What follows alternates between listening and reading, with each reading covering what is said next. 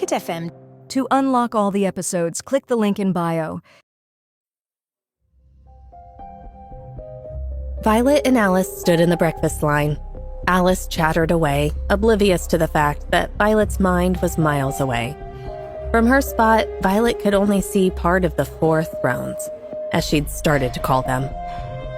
But their presence was heavy, and she was incredibly relieved they were empty. After last night's weird dream with Asher, she wasn't sure she could handle seeing any of the Cardinal Alphas, especially Griffin. Turns out they weren't just intense. They were full of themselves, too. Who needed thrones in a school cafeteria? Them, apparently. Like they were the kings of Lunaris Academy or something. At least there wasn't a self-proclaimed queen. Violet would have lost it completely. She could see the elite students upstairs, mostly girls, acting all superior, while everyone else downstairs was getting their own food. Violet noticed some kids actually serving the elites. She remembered Alice saying she wanted to be Violet's lackey. Was this what she meant? This school was seriously messing with Violet's head. Earth to Violet! Alice snapped her fingers in front of Violet's face. The line's moving. Violet realized she'd zoned out and left a gap between herself and Alice, causing some grumbling from the people behind her. She saw someone trying to cut in, but she quickly closed the gap, giving a kid a death stare. He muttered something under his breath, but she ignored him. She was not in the mood for drama. Then, out of nowhere, some girl just waltzed past the entire line, right to the front. She grabbed a plate and started piling on food from the buffet like she owned the place. Violet waited for someone to say something, anything, but no. Everyone just acted like this was normal. Why aren't they doing anything? Violet asked, confused. Be quiet, Alice hissed, her eyes wide. Seriously, why? Violet whispered fiercely. I space out for a second, and these jerks behind me? She gestured to the impatient students. Try to cut in line, but she just comes in and takes whatever she wants and nobody cares. That's because it's Hope, Alice said, like that explained everything. So, who is Hope? Oh my God, Violet, keep your voice down. You're gonna get us in trouble, Alice said, looking around nervously. Alice's serious tone made Violet chill out a bit, though she was still curious. Fine, fill me in. What's the deal? She asked quietly. Alice gave her a look. You didn't even bother looking up the top 20, did you? Nope. Why would I? It's not my problem. I don't care who they are or what special treatment they get for being bullies. Besides, Violet had been kind of preoccupied with that bizarre dream encounter with Asher. Alice facepalmed. Seriously? She muttered. Violet almost felt sorry for her, but Alice was the one obsessed with the school's social ladder. If it had been anything actually important, Violet wouldn't have cared less. Just then, Hope strolled past, tray balanced perfectly as she headed for the stairs, up to the VIP section. Violet's eyes narrowed. Hope's skirt was way shorter than allowed. Did Principal Jameson not notice? Or did Hope's immunity extend to the dress code, too? What rank is she? Violet asked. She's not in the top 20, Alice replied. Violet raised an eyebrow. Then who is she and why is she up there? She's Autumn's, personal assistant. Personal assistant? Yeah, like a lackey, servant, gopher, whatever. Who's Autumn? Number 1. Violet's ears perked up. You mean number 1 on the Luna board? Alice nodded seriously. Yep, Autumn Carson, number 1 elite student, and the only pure-blooded she-wolf in the whole school. That stopped Violet short. She didn't care about school politics, but this was different. A pure-blooded she-wolf? They were legendary, practically worshipped, almost extinct too. Alphas would practically kill for a chance to marry one. Marrying a pureblood meant the possibility of having a true werewolf baby. not one with diluted genes from a human werewolf pairing. It wasn't hard to spot Autumn. Violet followed Hope's path until she set the tray down at the table, where a girl with striking silver hair sat. The silver practically glowed under the dining hall lights, and Violet couldn't tear her eyes away. Autumn had this intense magnetic presence. Before Violet could look away, Alice whispered, "And get this, I heard Autumn's supposed to marry one of the Cardinal Alphas after graduation." That was a bombshell. Autumn was marrying one of the Cardinal Alphas? Which one? Violet didn't even understand why she cared. It wasn't her business, but she had to know. As if she'd felt their stares, Autumn turned and locked eyes with Violet. Autumn Carson was stunning. Her vivid blue eyes were so captivating that they could make anyone stop in their tracks. Her heart-shaped face, pointed nose, and full lips were totally alluring. But beneath the charm, Violet sensed a coldness. Like Autumn's beauty was just a mask. It wasn't just her looks, it was her posture, the way she held herself, the way she looked down on everyone. To Autumn, Violet was nothing. Autumn's gaze felt like a challenge, as if she'd expected Violet to back down. Alice, noting the tension, whispered urgently, "Look away, Violet! Don't engage her." But Violet never backed down. She wasn't scared of some queen bee who ruled by intimidation. So what if Autumn was a pure-blooded she-wolf? Big deal. It wasn't like it was some special talent. Violet knew the real reason purebloods were so prized: their ability to have lots of pure-blooded babies. It was all about boosting the werewolf population. Hope must have caught Autumn's attention because Autumn was the first to look away. That small victory gave Violet a flicker of satisfaction. She decided right then that she didn't like Autumn, and it wasn't because Autumn was supposed to marry one of the Cardinal Alphas. Violet honestly didn't care. She kind of hoped it was Asher. Maybe then he'd leave her alone. No, Violet disliked Autumn because she knew girls like her, the ones who acted all angelic while hiding their true selves. They were wolves in sheep's clothing. "Let's go," Alice urged, pulling Violet away before things escalated. Alice swore Violet was going to give her a heart attack one of these days. The line moved quickly. When it was their turn, Violet's eyes widened at the food spread on the long, polished table. The luxury was unreal. Each steaming dish promised a hot, fresh meal. If anything could convince her to stay at Lunaris, it would be the food. It was a total food paradise, way better than anything she had back home. Golden scrambled eggs, crispy smoked bacon, honey-glazed sausages, fluffy pancakes, waffles with fresh berries, croissants, danishes, muffins, and a mountain of fresh fruit. It was overwhelming. Even if she took a little of everything, she wouldn't be able to finish it all. She settled for scrambled eggs with herbs, a couple of bacon strips, and some hash browns, plus a warm croissant. Alice caught up, her plate piled high. She gave Violet a look. "Is that all you're taking?" Violet nodded. Alice stared, then glanced around. "If you're worried about the guys judging you, don't be. The alphas like girls who can eat. Look around." Violet followed Alice's gaze, and her jaw dropped. The other students' plates were overflowing, especially the werewolves.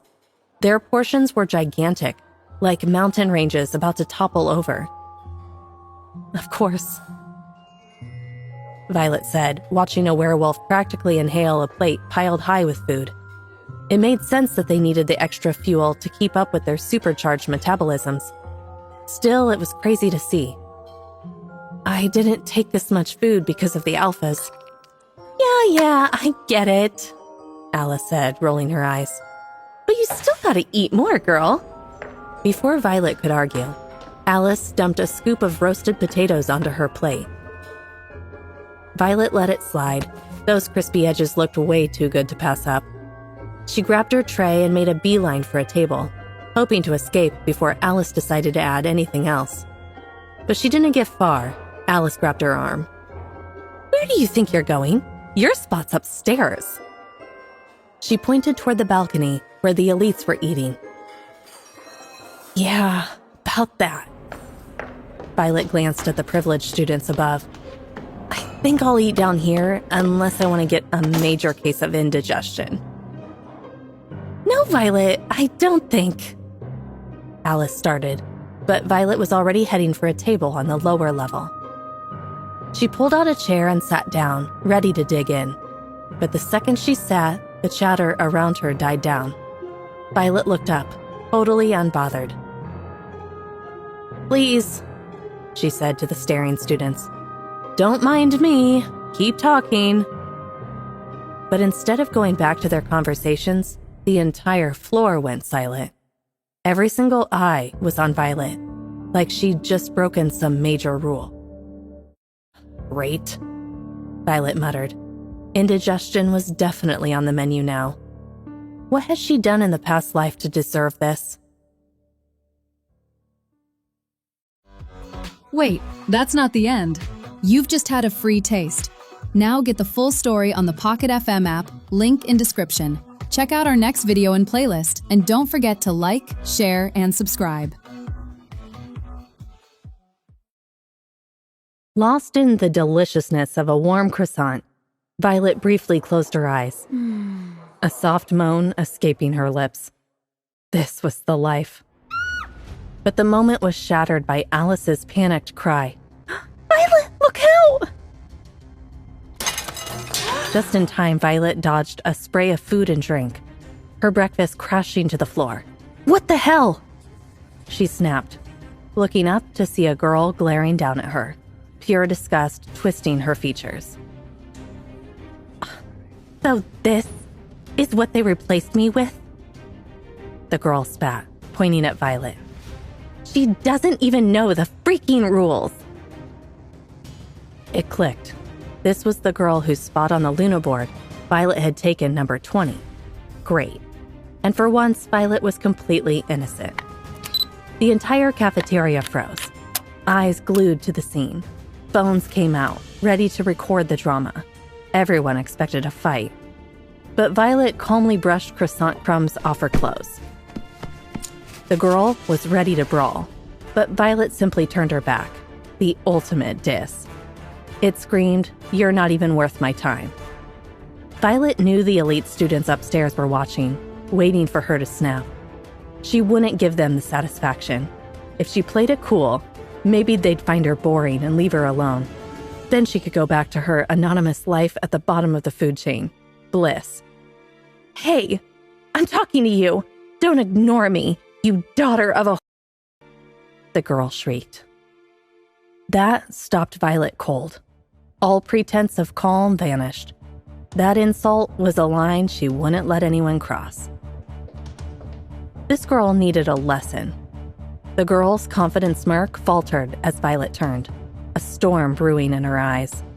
In a flash, Violet was standing right in front of her, the girl scrambling into a fighting stance. Violet raised an eyebrow. So she thinks she can fight? Good. These preppy princesses had no idea how a street kid like her threw down. What's your name? Violet asked, momentarily pausing the inevitable showdown. The girl blinked, thrown off. Paige! She started. Then her face twisted in outrage. Wait, you don't even know my name, and you stole my spot? The cafeteria went silent. Nobody, not even the lunch ladies, dared to make a sound. Violet poured gasoline on the fire. Sorry, I don't usually bother learning the names of people beneath me. You! Paige's eyes blazed. She swung. But Violet saw it coming a mile away. She dodged, grabbed Paige's arm, and twisted it behind her back. Paige yelped. How dare you! You even know who I am! Paige shrieked, struggling to break free. Violet ignored her, grabbed her hair, and forced her to face the crowd. Listen up, everyone! Violet announced, her voice ringing through the silent cafeteria. I don't care who you are, where you're from, or what fancy privileges you have at this school, she continued, locking eyes with Autumn, the silver-haired girl whose attention she now captured. I came here to learn, and that's what I'm going to do. I know my place, and I'm not trying to climb the social ladder. So I'll stay in my lane, and you stay in yours. No drama, no fights. Just leave me alone and we're good. Violet's voice hardened. Oh, and one more thing. No name calling, especially the W word. She grinned, all teeth. That one really ticks me off. But Paige didn't get the memo. You're nothing but a... You think we don't know? That was it. Violet dragged Paige to the spilled food and shoved her face right into the mess. Paige sputtered and thrashed, but Violet held her down. Gasps echoed around them. This was definitely not what they expected. Where I come from, we don't waste food, Violet said, her voice dripping with sarcasm. And if it falls on the floor, you pick it up, just like you're doing now. Paige finally stopped struggling, and Violet let go. The girl was sobbing, her face and hair covered in food. Violet stood up straight and scanned the room, daring anyone to challenge her. Her gaze lingered on the elite students, all watching with rapt attention. Suddenly, one of the girls in the elite section stood up and started clapping slowly, together, until the whole elite section was applauding. The rest of the cafeteria followed suit, and the room erupted in applause. Violet should have felt triumphant, but a wave of dread washed over her. This wasn't normal applause. There was a strange look of pride on their faces. They were accepting her. Somehow this twisted showdown had become some sort of initiation, and she'd passed. No. Violet's blood ran cold. This wasn't what she wanted. She didn't want to be one of them. Heart pounding, Violet bolted. She had to get out of there. She needed to find Principal Jameson and drop out of this nightmare today. As she ran, she saw the other students swarming Paige, recording her humiliation. Violet felt a flicker of pity, almost. But Paige had totally brought this on herself, dragging her background into the fight, and Violet had way bigger fish to fry than some petty ex-top 20 princess. Violet didn't waste a second heading to the administrative floor. She ignored Alice, who asked where she was going. Alice didn't need to know, especially not if she'd try to stop her. The receptionist glanced up, then basically ignored Violet, her eyes glued to her phone. Gunfire blasted from some movie she was watching, loud enough to drown out the office sounds. Violet couldn't tell if she was supposed to go in or get lost. She chose to go in. Violet knocked firmly on the office door. No answer. She knocked again, wondering if Principal Jameson was even there. It wasn't 8 a.m. yet. She'd left the dining hall planning to get things sorted before the first period, hopefully leaving school after getting dismissed. Everything was perfectly planned. When no one answered again, Violet frowned. Maybe that's why the receptionist ignored her. A heads up would have been nice. What a jerk. Frustrated, Violet turned to leave, then clearly heard, "Come in." Her heart raced. This was it. She'd walk in, demand they revoke her scholarship, and Principal Jameson would do it. Violet had made up her mind. She walked in, heart pounding. She saw Principal Jameson sitting in her executive chair, back turned. For a second, Violet thought something looked different, like her build was bigger. But she shrugged it off, figuring it was just her imagination. Who else would be in the principal's chair? Ignoring the weird feeling, Violet straightened up. She cleared her throat, gathering her courage. "Principal Jameson, I need to talk to you." Principal Jameson didn't answer for over a minute. An awkward silence hung in the air. Figuring she might as well just come out with it, Violet dropped the bomb. "I don't want to go to school here anymore, Principal Jameson. Please revoke my scholarship and give it to someone else." There, it was out. Violet felt lighter, like a weight had been lifted. Now, there was no way the principal could ignore her. The chair started to swivel. Violet held her breath. But when the chair finally turned around, the face she saw made her blood run cold. "You have got to be kidding me." It wasn't Principal Jameson. It was Asher freaking Nightshade. Sitting in her chair. Violet's mind raced.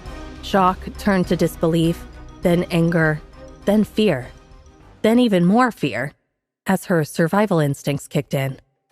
This was Asher, and he wasn't even wearing his sunglasses.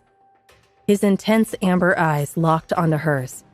Creepy, reptilian, and way too focused. Violet swallowed. "Do tell me, Violet." Asher Nightshade finally spoke, his voice disturbingly calm, masking the storm brewing beneath. "What's this I hear about you wanting to ditch the scholarship?" The question hung in the air, heavy as a judge's gavel, and Violet gulped. This was the first time Asher had spoken to her without a nickname. Yep, she'd totally messed up. Before Asher could even blink, Violet was ready to run, adrenaline pumping. She had to get out. But his voice sliced through her thoughts, sharp and commanding. "Don't move." Violet froze. "Relax." Just one word, and all the tension drained away. Violet stood there, strangely comfortable, as if hanging out with an old friend. Moments ago, she'd wanted to run from this devil. Asher stood up, and despite his command, Violet's heart hammered. She knew this psycho was the reason she was at this school, and trying to leave was like slapping him in the face. How did he even know she'd come here? Had he predicted it? A chill ran down her spine. If he had, this guy was way more dangerous than she thought. Someone could read her better than she knew herself? Nope, not someone she wanted to cross. But then anger surged. Who was he to tell her what to do? She was her own person. Leaving this school was her choice, not his. So when Asher stepped closer, towering over her, she spat. "It's none of your business if I leave or stay, you mind freak." She knew she shouldn't have insulted him. It was like throwing gasoline on a fire. But weirdly, Asher didn't seem to mind. He burst out laughing. The sound should have been creepy, but it was smooth and rich, sending shivers down her spine.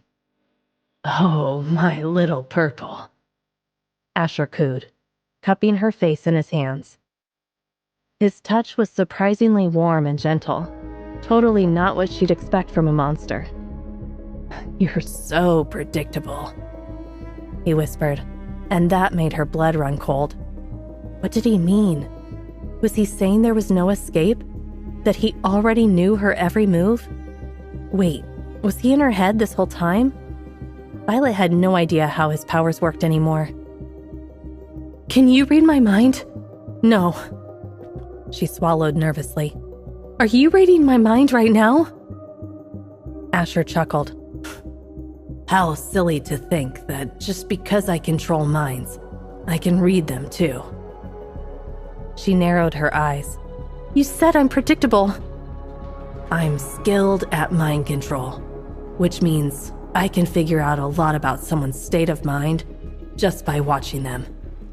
It's more like guessing than actually reading thoughts."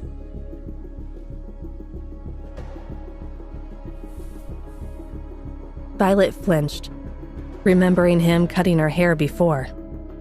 She hoped he didn't have some weird hair thing.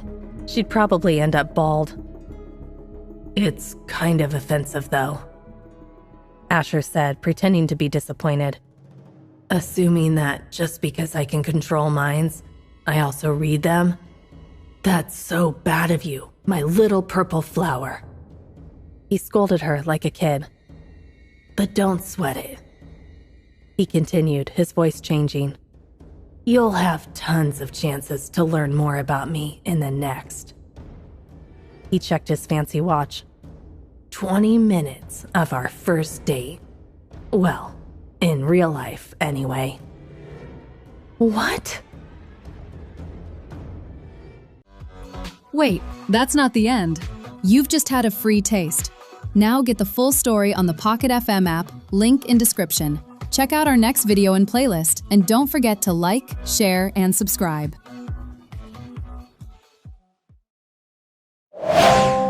Pocket FM. To unlock all the episodes, click the link in bio.